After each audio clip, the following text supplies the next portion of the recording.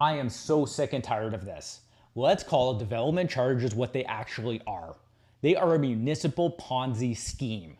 It's a convenient way for cities like Toronto to keep property taxes artificially low for existing homeowners by taxing the hell out of new ones. It's an illusion of fiscal responsibility that is finally starting to break down. And what we're seeing now is the inevitable collapse of that model. On paper, development charges are supposed to pay for infrastructure that new development demands. Think sewers, new water lines. And it sounds fair, right? Until you dig into the city's financial reports and realize that those funds often go well beyond infrastructure tied to these new builds.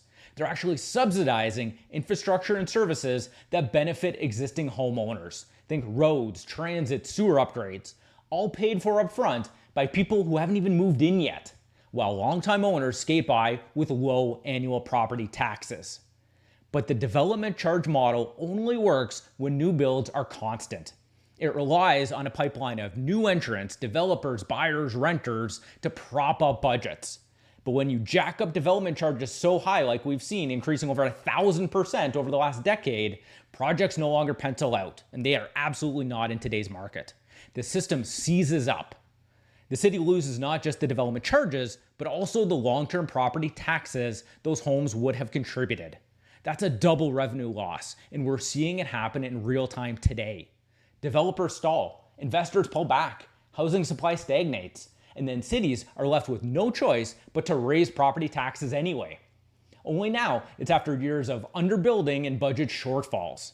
This situation is exactly what's happening today, with pre-construction sales dropping 90% from historic levels.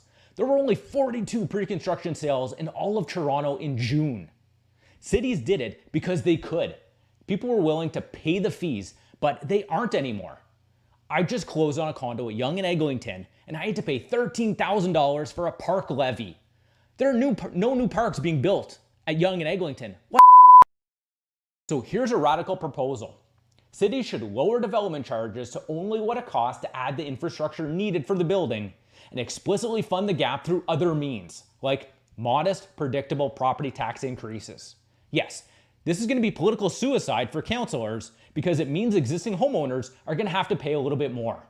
But the result? Projects are going to be more affordable and they're going to start selling again and construction will begin.